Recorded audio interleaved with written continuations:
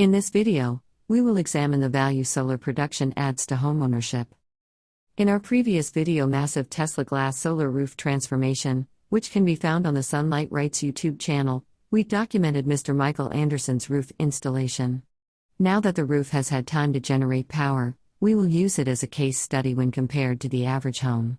We will also dive into the engineering economics of Mr. Anderson's roof compared to national averages, showcasing return on investment percentages to understand some of the limiting factors of Mr. Anderson's roof. Mr. Anderson's roof was installed with 24.8 kilowatts of generation capacity, which is about 59% of its potential. It was limited by local, low power rates. It was also limited by local power purchase agreement, PPA, rates. These are both economic considerations that we will explore further. According to a survey conducted by the Federal Energy Information Agency, EIA, in conjunction with Lightman Research Group, MOVE.org, and TECO Energy in 2020, this heat map shows the relative cost of electricity by the state in the United States. The chart is presented as a heat map with the darkest orange colors indicating the highest average electrical costs per household, ranging to the lowest illustrated in light orange. The labels are the average dollar amounts per household paid monthly for electricity needs. Mr. Anderson's home is located in Utah, one of the states with the lowest average cost of electricity. Mr. Anderson, who is a real estate investor by vocation, points out power prices, although set by the local utility, are fundamentally a location consideration. This is the first location consideration we explore in this presentation. Mr. Anderson is one of our Utah affiliates reports that Rocky Mountain Power, his electric utility provider, charges power prices by the level of use and adjusts seasonally. His utility sets power prices in 3 tiers or blocks. The first 2 tiers are for the fixed amount of power of 400 kilowatt-hours and 600 kilowatt-hours, prices rounded to 8.9 cents and 11.5 cents per kilowatt-hour respectively. The final block, Block 3, has no use ceiling and is price rounded to 14.5 cents per kilowatt-hour. Because of the power demands of Mr. Anderson's home, the majority of his electrical usage falls in the higher-priced, Block 3, tier. The first consideration is the home's solar roof is designed to eliminate the usage in the highest price tier. Because these are summer rates, the design had to balance the capacity for fall and winter months when power use would be considerably lower, and the overall system cost, in order to maximize his return on investment. He also reported that the Utah Clean Energy Coalition blocked Rocky Mountain Power's, his utility, from lowering the power purchase agreement from 5 cents to 3 cents, posting a link in the SunlightRights blog. We will explore the implications of this information later in the case study.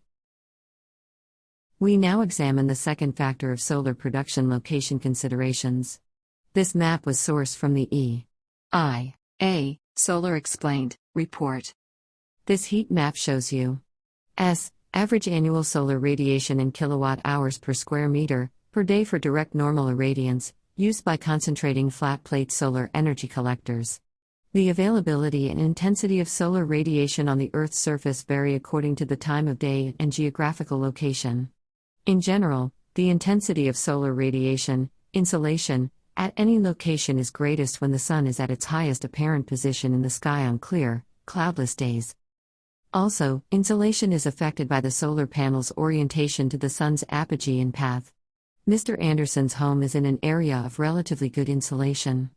However, what is not clear from his home's solar installation video is a clear shot showing the length axis of the home being built slightly off the true east-west orientation.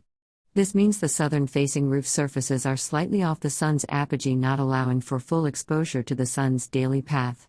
This factor reduces the solar collection efficiency of his fixed solar collection surfaces. Coupling this factor with a somewhat reduced location-related insolation, the potential of maximum return of solar investment is slightly reduced in Mr. Anderson's case, further limiting his total investment in photovoltaic in an effort to maximize return. Superimposing the 2 location maps and increasing the transparency of the electricity pricing map, we can see where the areas of greatest solar production and economic viability are located in the United States. The areas in the darkest shades of orange are the most likely locations of greatest economic gain. Perhaps this combined map is more important when considering where to invest in solar energy producing properties, but it is useful when considering the viability and design considerations when contemplating adding solar to your home. In our research, How and Where to Help Quantify the Value of Solar Power Production for Property Owners, we found a profound lack in current, reliable local data. Therefore, we seek your help through affiliation with us. Because this information is not published or aggregated on a timely basis, we need your local utility's current power purchase agreement details. If this compensation seems unreasonable, low, or inequitable to you, we can help by working with our networks of advocacy groups in negotiations with your local utilities and regulators. Any pending or proposed changes to how your local utility works with private power producers. If there is anything that could adversely affect the value of your solar power production, we want to know so we can bring any needed support to protect your interests. Rate changes or other changes in local power supply economics.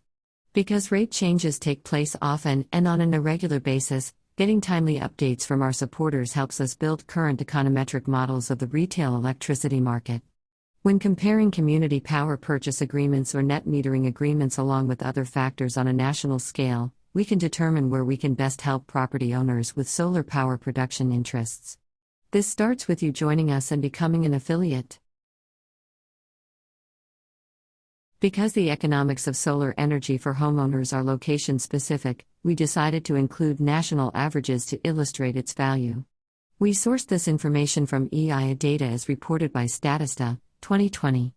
Solar infrastructure prices were taken from a post in NerdWallet.com, November 2020. According to Federal Energy Information Agency statistics, the average household electricity bill in 2020 was $115.49. Annualizing this amount by the average national kilowatt-hour price reveals the average household annual use was 10,652 kilowatt-hours. Pricing a 5 kilowatt installed solar system would cost approximately $20,000 and would save the homeowner an estimated $971 per year, assuming a 25-year life cycle with a 20-year cost recovery. This also assumes nominal insulation and production over the service life with a 20% degradation in efficiency over time. To put this into perspective, the cost savings when added to debt service on a 30-year mortgage at the average 2020 interest rate of 2.67% and allowing a conservative, 80% loan-to-value, the homeowner could finance another $35,660 on their mortgage. At the average per square foot rate of $125 for construction in 2020, this would allow the acquisition of an additional 285 square feet. Now we examine the value of solar-generated power to meet household transportation expenses. According to EIA statistics, the driver of an internal combustion engine-powered vehicle consumed a national average of 531 gallons of gasoline in 2020. Note, because of pandemic conditions in 2020, the consumption was an estimated 32% lower than past non-pandemic years. Assuming the average cost of $2.17 per gallon of gas, the energy cost per capita is $1,152. According to the Federal Bureau of Transportation, there was an average of 1.8 drivers per household in 2020, indicating an average household gasoline expense of $2,074. Adding an additional $12,000 to the house's solar infrastructure, primarily in energy storage, allowing off-hour charging, the amortized expense, using the same mortgage variables applied to the solar panels, the additional mortgage expense would be $582.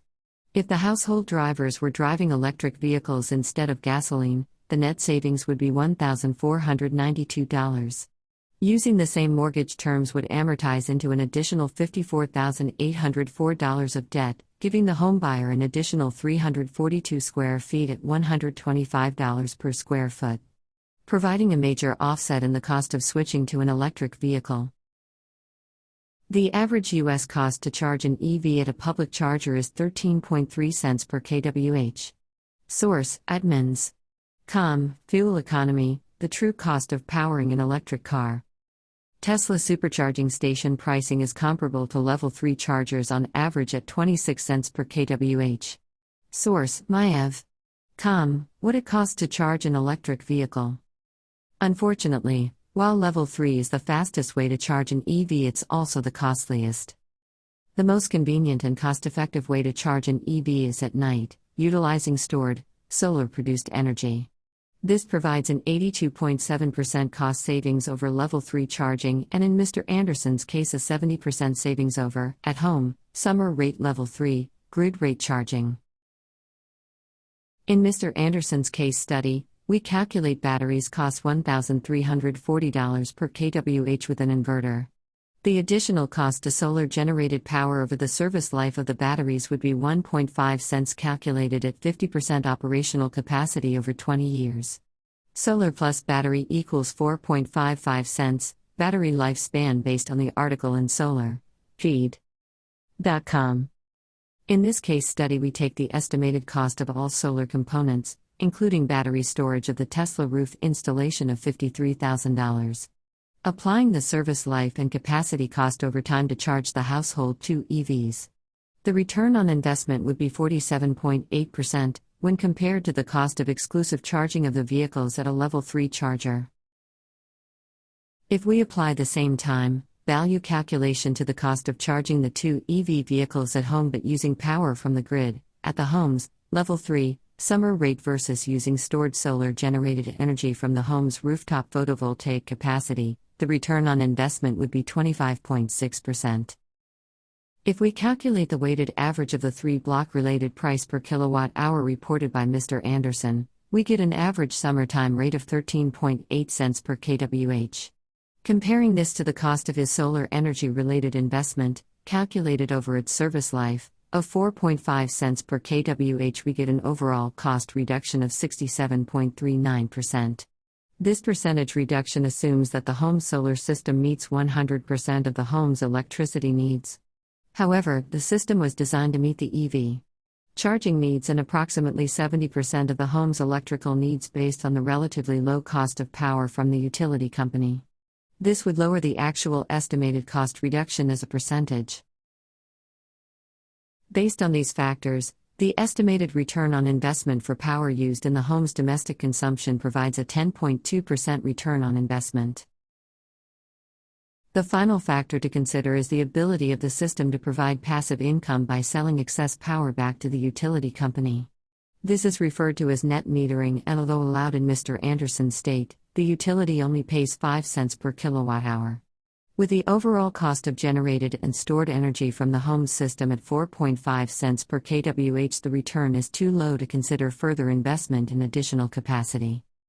However, at one time, this utility was paying a much higher rate for net metering, prompting SunlightRights.org to consider further investigation into why the decrease, and what would be the factors that would cause the utility company or the Public Service Commission to reconsider the net metering rate.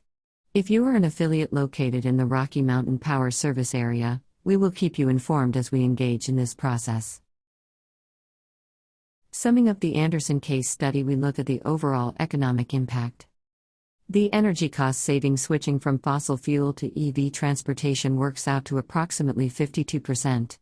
This does not include the capital cost of the vehicles, which are not considered because the fossil fuel vehicles were replaced in the due course of the family's ownership cycle for comparable fossil fuel vehicles. The Andersons received an additional transportation energy cost savings when using the home's solar-generated and stored electricity to charge their cars of 25.6% over grid-based costs. They also received a cost savings of 47.5% on the power used by the household's domestic consumption. These percentages are based on summer rates, and the system is too new to get a full year's operating result based on actual, annualized, economic results. When we have that information, we will publish an update in a future video. Pulling all these factors together, the Andersons are anticipating an 11.9% overall return on their investment.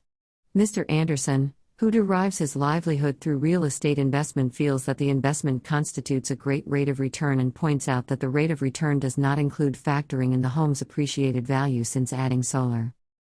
Conclusions from the Anderson case study. One of the most important considerations is sizing your solar system based on its location attributes. Solar charging an electric vehicle, home-based charging, provides the best use of home-generated electricity. Driving a home, Solar charged EV versus a fossil fueled vehicle provides the greatest return. Power purchase agreements need to exceed an approximate 7 cents per kWh to provide worthwhile returns. Battery storage greatly extends the value of your photovoltaic investment. In life, you need to invest where it makes sense, but you live where you choose. Help us make the most sense of solar investment where you choose to live by becoming an affiliate. Together we will improve the economic potential of your home. If you found this information helpful, please give this video a thumbs up. Click the subscribe button and like us on Facebook. Thanks for watching, and we look forward to hearing from you.